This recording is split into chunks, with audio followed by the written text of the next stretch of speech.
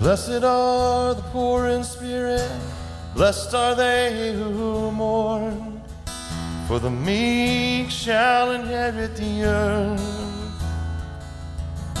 Blessed are the merciful, and blessed the pure in heart, 'cause in God's eyes peacemakers are a son's worth. And the least of these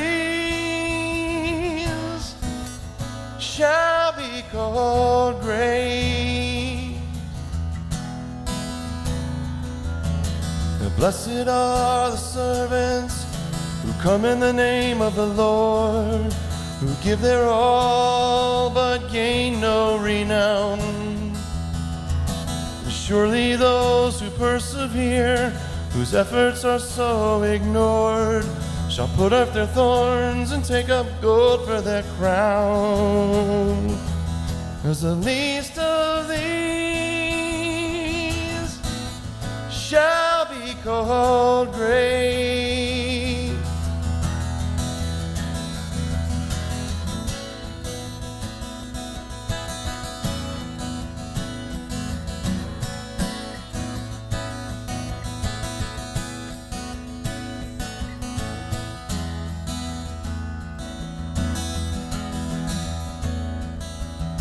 If you would sit with the Master when we gather for that feast, then listen very closely for his call. And he who would be great among you must become as the least, and he who would rule as the servant of all. 'Cause the least of these shall be called great. 'Cause the least of these shall be called great. So spend your time wisely, knowing for whom you toil. Consider well your moments and your days, and seek not this world's greatness, but cherish no honor or wealth, 'cause surely all these things shall fade away. 'Cause the least of these shall be called great. 'Cause the least of these shall be called great. You're the least of these shall be called great.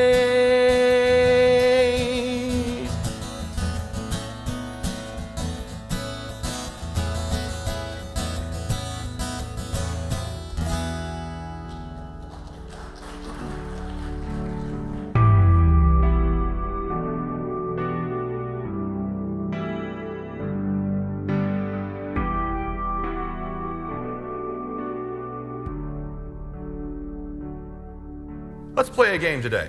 The game is called Let's Finish This Story. Pull up that first picture if you don't mind. This is me and my brother when we were little kids. I'm the little moron sitting in the car there. Finish the story. How does this story end? That's my big brother on the tricycle. He's 2 years older than me. His name's Greg. We're in Palm Beach Gardens, Florida. You'll see the little date off to the side there, which means absolutely nothing, by the way. At one time, raise your hand if you remember flash cubes. All right, these are the old people. Kids, look around. These are the old people. There was a time when taking pictures didn't involve this. You had a camera, and it had this big old honking flash cube that you would go click, and it would go flash, and you'd burn through 4 of those, and it was done. You have to replace that, and you have to take film in and get it developed. You had to wait for a week. And if you couldn't edit it, you couldn't crop anything. And so that relative that you have that always had their backside in the pictures, it's there. I mean, it's there for all eternity. And so, that relative actually becomes known for their backside being in all of your pictures. That's how it works. There's no editing. So that's how photography worked way back a century ago. Finish this story for me. What happens in this story? Well, not to finish it that much. I mean, just at the moment. Finish the moment.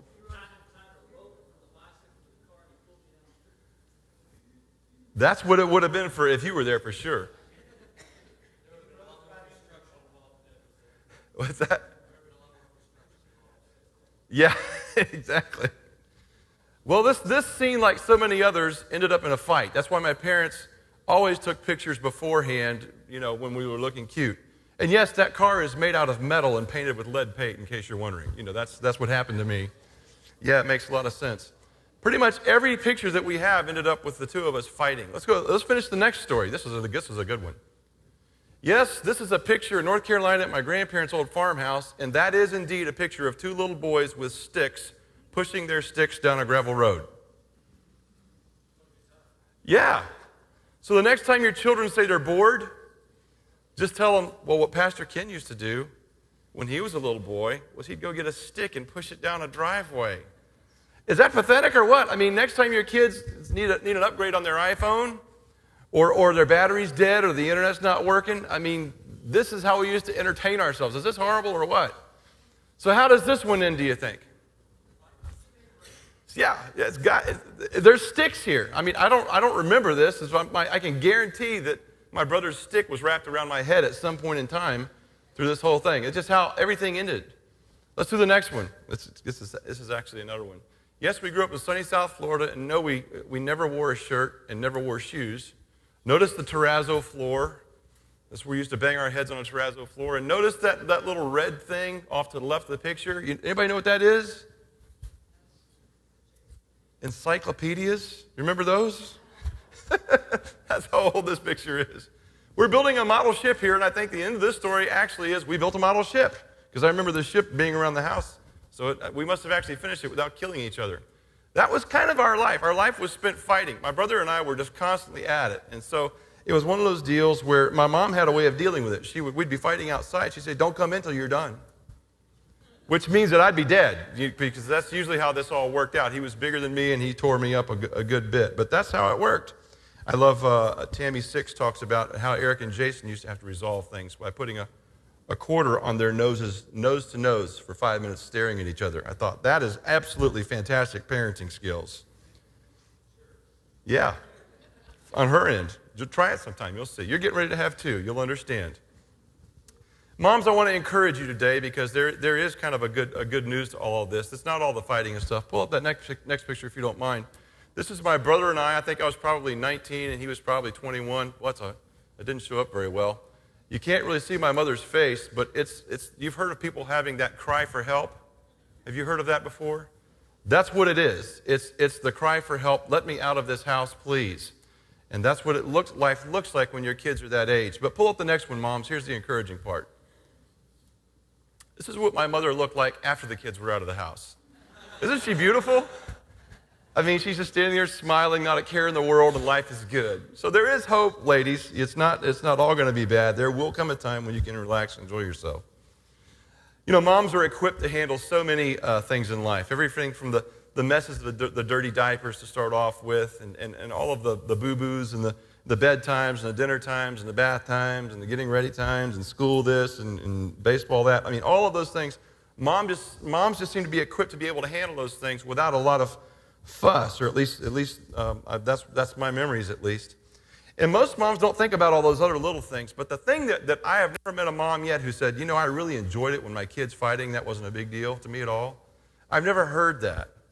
I think most moms are just like, I could put up with the rest if they could just get along. That's kind of what I think a lot of moms go through. We've been in this greatness series for the past 3 weeks, and we're going to finish it off today. It was in Matthew chapter 18, and all of these pieces of teachings were actually connected. We began with this whole passage of Scripture, the entire chapter of Matthew 18, with a question where the disciples asked, well, who is the greatest in the kingdom of heaven? And Jesus puts a child in their midst and says, this is childlike humility. And so the child is great, but what the child represents is humility. And that's what's great in the kingdom. Then we saw the week after that, it was protecting greatness and what it was like. Sin is inevitable, but you don't want to be the person who brings that sin into a child's life or into the life of someone who's truly seeking the Lord. You don't want to get them off track. And then we saw last week what restoring greatness is like. You have to identify that offense that comes into a relationship. You have to confront it. But the goal is always to restore the relationship. And so we've seen all these pieces that Jesus has of this chapter, all of this greatness community that's being established and how to keep it going. In short, Jesus is outlining what life together today, being part of the kingdom, looks like. What's supposed to shape it's supposed to be taking in the here and now. Now, Jesus knew that this was not an automatic lifestyle. He knew that this was going to be something that was going to take some work. So that's what this teaching is all about. He knew that these teachings that he was giving and the Holy Spirit's guidance would be able to help the followers of Jesus in days to come and in years to come as they were establishing themselves in the life of the church. So it's important for us to keep all these teachings together as we're going through Matthew chapter 18, which we'll finish off today. Today, we're going to be calling this one Growing Greatness, in part because it's Mother's Day, and I think it's important to keep that tie in there. And this one begins actually with another question, and the question is followed by a story that's told by Jesus in response to that. And the story deals with forgiveness.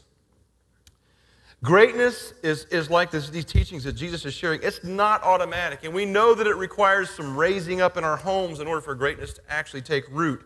But once that greatness does, it has power. It extends way beyond our home life that the moms are influencing us with into every other area of life for the rest of our lives. So today, as we dig into chapter 18 of Matthew, let's begin with verse 21. Peter came to Jesus and he asked, "Lord, how many times shall I forgive my brother or sister who sins against me? Up to 7 times?" And Jesus answered, "I tell you, not 7 times, but 70 times 7. Therefore, the kingdom of heaven is like a king who wanted to settle accounts with his servants. As he began the settlement, the man who owed him 10,000 bags of gold was brought to him. Since he was not able to pay, the master ordered that he and his wife and children and all that he had be sold to repay the debt. At this, the servant fell on his knees before him. 'Be patient with me,' he begged, 'and I'll pay back everything.' The servant's master took pity on him, canceled the debt, and let him go. But when that servant went out, he found one of his fellow servants who owed him 100 silver coins. He grabbed him and began to choke him. 'Pay back what you owe me,' he demanded. And his fellow servant fell to his knees and begged him, 'Be patient with me, and I'll pay it back.' But he refused. Instead, he went off and had the man thrown into prison until he could pay the debt. When the other servants saw what had happened, they were outraged and went and told their master everything that had happened. Then the master called the servant in. 'You wicked servant,' he said, 'I canceled the debt, all that debt of yours, because you begged me to. Shouldn't you have mercy on your fellow servant just as I had on you?' In his anger, his master handed him over to the jailer to be tortured until he should pay back all he owed. And this is how my heavenly Father will treat each of you unless you forgive your brother and sister from your heart." Lord, this morning, this is actually a fairly tough teaching. We pray that today that you would allow its full impact to hit us square on, and that, Lord, that we would be able to take it with us and hear what you would have us do from this point. And may the words of my mouth and the meditations of my heart be pleasing and acceptable in your sight. O Lord, my strength and my Redeemer. In the name of Christ I pray. Amen. I know you've heard it said that there's no such thing as a stupid question. And I'm grateful that the disciples asked these questions. The disciples began this whole series with, who is the greatest in the kingdom of heaven? And now Peter asked this question, how many times am I supposed to forgive? Am I supposed to give just once, or is it twice, or is it 3 times? What is it supposed to be? And he actually kind of steps out and goes a little bit higher than all of that. Now remember, this is right on the heels of his other teaching of going and restoring greatness, where you confront things and where you end up ultimately with restitution in a relationship. That's the goal. So on the heels of all of that, Peter's saying, well, how often am I supposed to go through this process? How many times are we supposed to go through all this reconciliation stuff? Peter says, should I do 7? Which is kind of an important number because the rabbis taught that you could forgive 3 things, but the 4th, that's where you cut it off. And so Peter's thinking, hey, I'm way above. I'm at least double plus 1. This has to be a good answer, right? Jesus is certainly going to be pleased with this answer, but that's not how Jesus responds. Jesus wants Peter to know that greatness in your life doesn't have a number count on how many times you have to go through this process or how many times you have to forgive somebody. Numbers are irrelevant here. So Jesus begins by unfolding this story. It's a very artistic piece of work. There's 3 scenes. We have the beginning scene with the king and this servant, and then the servant and his other servant, and then the king again and the servant at the end of this. Now, Jesus, being a master storyteller, would use things that we understand in order to explain things that we don't understand or things that we struggle with. And in this instance, once again, he's using the language of accounting. because we all use money, we all use this stuff, and so it's something that we understand at least in part. And because of that, he's using this accounting language to tell people about sin and about forgiveness and what it's supposed to be like in our lives. There's some truths that I think we can grab from this story. If you've got your outline, you can follow along this morning. The first thing I think we need to be able to see is that sin creates a debt in our lives. Every time we sin, what we're doing is we're borrowing against God's glory, against his wishes at the same time. We're kind of robbing God's glory from him by taking things, by harming other people. It creates, and by harming ourselves. It's a violation against God, and it creates a debt with us. And the story tells us about all this debt, what it's actually like. The first thing I think we can see about this is our debt is too great for us to pay. We can't pay it. The servant's debt in this instance is larger than the national revenue at that time for Israel. I mean, it is exorbitant. It's an astronomical number that's supposed to be kind of a cartoon figure that's so exaggerated that we know that it's just too large for this guy to pay. And he probably obtained it dishonestly in the process as well. There's no way he will ever earn enough on his own to pay this debt off. And really, I think the picture that we're supposed to get from this, that's what our sin is actually like. You see, you and I look at our sin and we say, well, maybe it's one bag of gold. Maybe it's a little bag of bronze. Maybe it's just a small bag because I'm not a bad person. And so we come before God with this idea that our debt isn't that great, but God defines the extent of the debt and said, no, you're in over your head. You can't get out of this. No amount of my patience is going to give you time enough to work your way through this. It doesn't work that way. You can't just try harder and get back in good standing. You see, you and I need grace because our debt is insurmountable. And we need to understand that about our debt and how we actually can't pay it. What we have to do is what the servant does, to approach God, to ask for his grace, to acknowledge our debt, and ask for his mercy. That's how the servant handles it. And the next thing we need to see is that our debt has been canceled by grace. The king knew that the servant could never repay it. And so he hears his request and he says, okay, I'm going to cancel your debt because there's no way that you're ever going to be able to pay this back. Maybe you don't understand that, but it's not going to happen. And the picture we're supposed to see is that God's mercy is the cancellation of all of those IOUs that you and I have been piling up through the years in terms of our relationship with him, all the things that we violated. We can't pay it back, but his mercy cancels the debt. And then we see in the story how our debt is tied to others in the kingdom. Because what happens, he goes out right away and he finds this guy who owes him basically 3 months' worth of wages. Remember, his debt was more than the national revenue, and yet this guy owes him 3 months' wages. And he can't forgive the debt. Instead, he insists that the guy is thrown into prison, that he's punished for the debt. There's a really important detail that we often overlook in this story, and that is the other servants are really upset about this. Because there's a kingdom standard that's been put into place, and now that kingdom standard has been violated, and the other servants are totally aware of it. The king has established his kingdom as such that something that is so egregious in terms of his eyes is this unforgiveness. That's the real sin in this story that he's trying to tackle. The standard has been set and it's been violated, and the other servants in the king are aware of it. The last thing I think we can see from the story about our debt is our debt can return to us through a lack of our mercy. Just like the servant, he will not pardon this other guy. And so all the debt that the king forgave in the first place, he's now going to impose back onto the servant. Now, you need to understand, this is not a means to salvation. This is not about that. This is about how we relate to one another in terms of our level of forgiveness with the people around us. You see, this is not how to get to heaven. This is how much heaven has gotten into you. This is whether or not God's character has gotten into your life to the degree that you're actually able to forgive other people. It's more of a sign of whether or not you're going to heaven. It's a sign of whether or not God's grace is active in your heart. If God's grace is such in your heart that you can't extend it to other people, there's a really good chance that you never experienced God's grace in the first place, and you need to go back and revisit that. The consistent New Testament message is forgive and you will be forgiven. Again, that's not a means of salvation because we can't earn our salvation even by forgiving other people.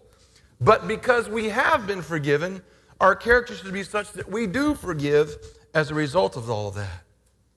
Now, you know that that's not easy. And yet it's the true reflection of the King and the kingdom of which we were a part.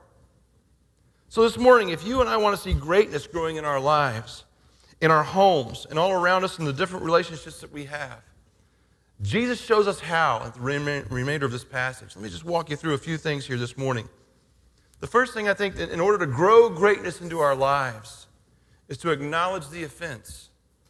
Acknowledge that there's something actually wrong here. Verse 25, since he was not able to pay, the master ordered that he and his wife and his children and all that he had be sold to repay the debt. You know, one of the things I think is hardest about being a mom is the fact that you're always a referee. I mean, you always have to be like the judge and the jury and the executioner. It's sort of like all those roles wrapped into one. Moms have a lot of pressure on them because of the dynamics of the household. A forgotten part of this story, another forgotten part of this story, is the initial verdict that's pronounced in this verse. I'm going to sell this guy off. He's going to be sold into slavery, him and his whole family. Because there's been a gross injustice committed, and it needs to be dealt with. It demands a verdict, and it demands a sentence. Just like in your household, mom has to demand a verdict and demand a sentence. So the king is doing in this instance. Now, you already know this, but a society that refuses to acknowledge justice is begging for chaos. If we eliminate the standards of life, what happens is we introduce this ignorance of right and wrong. There's really nobody who knows what's happening anymore because we've eliminated the foundation of things. We have to keep this teaching connected to the other teachings, especially this one that we just went through last week about restoring greatness when things are fractured. Don't throw that away. We have to be able to identify the offense and the sin that's there in the first place. You can't just ignore it. You have to pay attention to it and acknowledge that it exists and then begin to deal with it. Because we have to confront it. Remember that? We have to try to restore the relationship. All those things still come into play. Here's a really important thing to remember. Justice comes before mercy. Really? Yeah. Justice comes before mercy. Otherwise, mercy has no work to do. If justice comes before, then we've identified what the wrong is, what the sin is, what the offense is. Now mercy can come in and do its work. When we have identified what justice is, we've given the person who's committed the injustice a chance to repent. If we never do that, if we constantly ignore injustice and constantly ignore the wrongs that are committed, they have a way of accumulating. And at some point in time, they have a way of blowing up and fracturing things beyond repair. That's not God's design. It's not your design for your home either. It's not the way things are supposed to work. So we have to begin by acknowledging the offense, because once we do that, then we actually begin to deal with it. You see, greatness requires a foundational understanding of right and wrong. Once that's been removed, we have a lot of problems that we didn't have before. So this whole idea of understanding and acknowledging those things, that's a huge issue for us. We have to acknowledge at least something is wrong to begin with, so we have to acknowledge the offense. Secondly today, how to grow greatness? Pity the offender. I just said that justice comes before mercy. But the Bible also tells us that mercy triumphs over justice. Isn't that good news? I mean, aren't you glad? All of the wrongs that I've committed in life, God can't ignore that because justice comes before mercy. And I have to acknowledge those wrongs in my life and come before, and still do, because it's not like I'm through being wrong. It's not like I'm through giving God more IOUs. And I have to come before him and acknowledge those things because he shows me that there's an offense. But thank God it doesn't stop there, because mercy triumphs over justice. James says it this way, that those who have no mercy, exercise no mercy, will be treated without forgiveness. Same thing that Jesus says in this story, and it's repeated throughout the New Testament. I'm so glad that God made moms merciful and tenderhearted. If he had not made moms tenderhearted, my children would not be alive today. They would have been murdered long ago. I would tell them every day, I'm going to kill you. Pretty much a daily routine. They get a forearm shiver, I'm going to tell them I'm going to kill them. That's just how it worked. And thank God for their mother, or they'd be dead. That's how our house worked, you know. I'm not being serious entirely. She's laughing, so it's okay. They are still alive.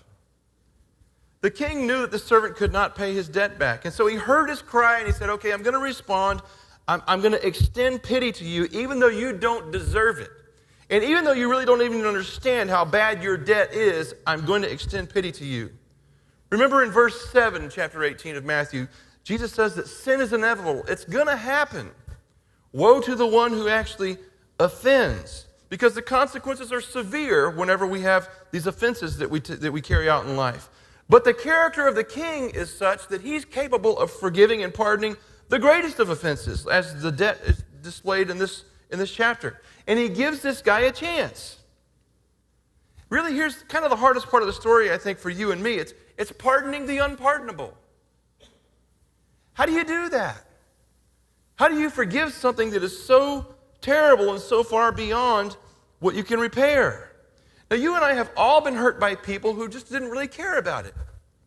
There have been people in our lives that have kind of come into our life. Maybe we thought they were close to us at one point in time, but they did severe damage to us. You know what? They're through with it. They've forgotten about it. It means absolutely nothing to them anymore. But the hard part is, if we're going to follow this Matthew 18, 15 through 20, you've walked through that and you've tried to reconcile, and they still don't get it. And there's been a separation and all of that. The greatness call for us, this is really hard. We have to look at the unpardonable and give them pity. And look at them and say, they're actually pitiful. I look at the people who have caused me the most damage in life, and it's sort of like, God, have mercy on them. They don't even know what they're doing. They don't even know how much harm they've caused. They're just clueless when it comes to this stuff. They're totally unaligned with your word and your principle, and many of these are Christians that have actually harmed us the most. It's a sad thing. But we have to be able to see them through the eyes of pity and actually pardon and take pity on them, as pity is our source from which we begin to operate. This sounds really difficult, doesn't it? And it is. This is really hard stuff for us. Now remember, you've already acknowledged the offense. Even if they haven't, you already acknowledged it, but your work isn't finished yet. See, you have a choice now. You can hang on to that offense and you can carry that debt and say, you still owe me to the person who has offended you. But do you know what happens? They still don't care. And the thing that happens after that is you're kind of saying, okay, if you and I are going to have this problem between us, I'm going to keep you in prison because of your debt to me. But it doesn't work that way. When you get to the end of the story, you find out that the person in the prison is not them, it's you. That's how this works. The debt that they owe you is not going to be paid back.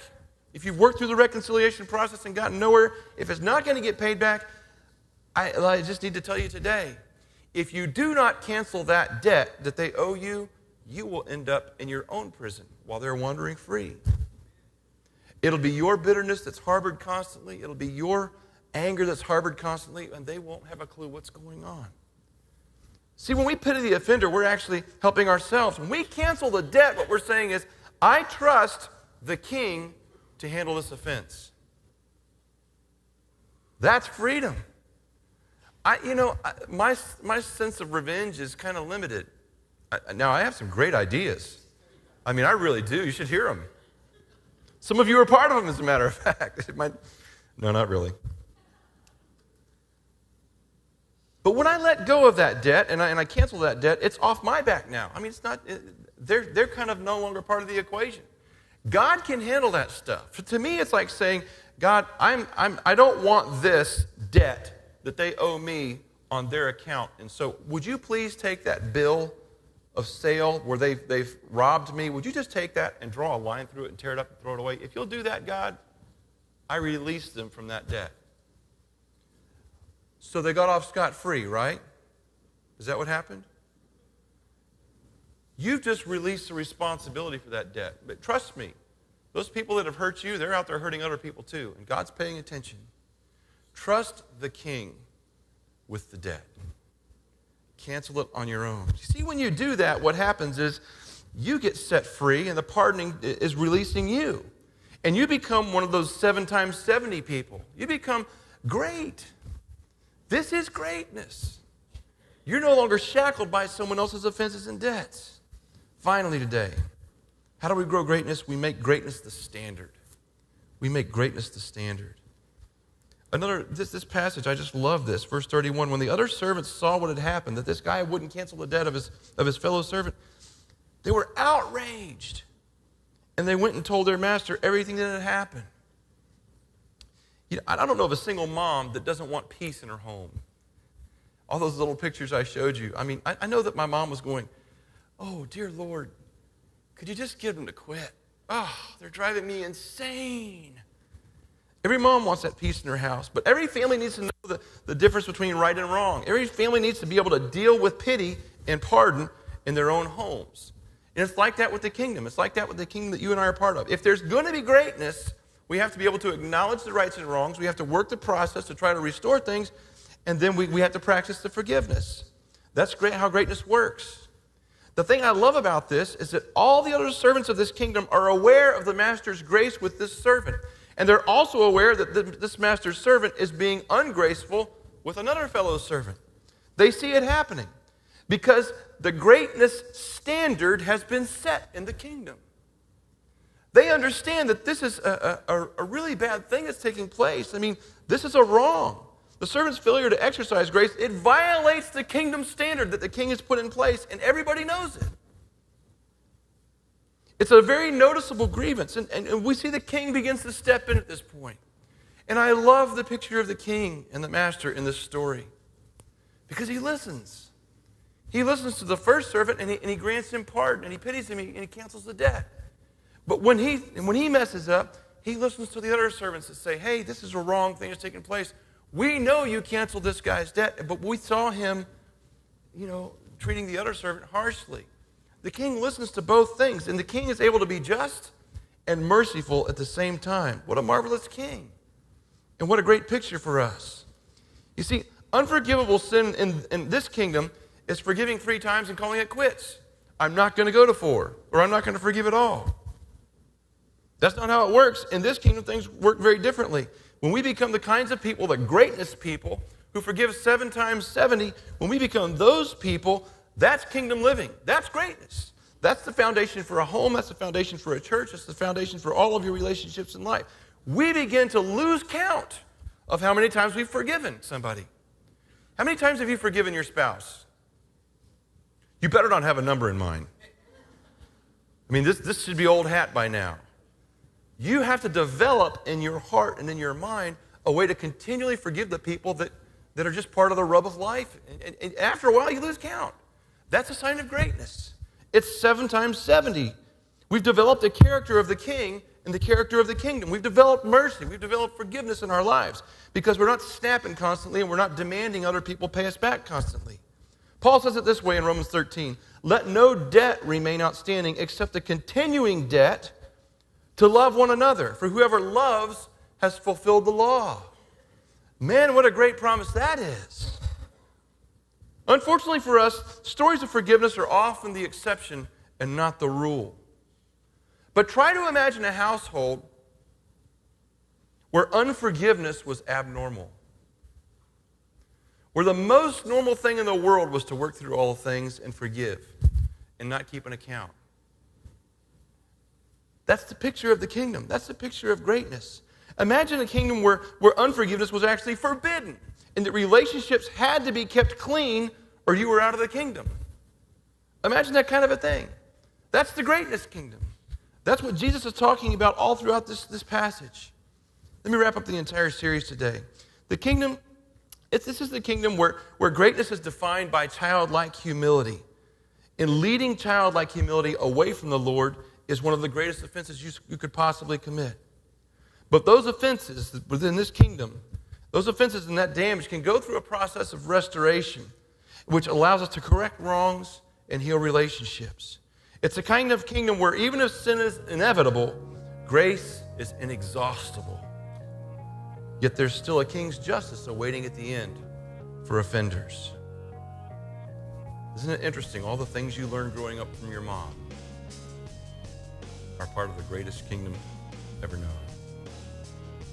Would you stand with me this morning as we close?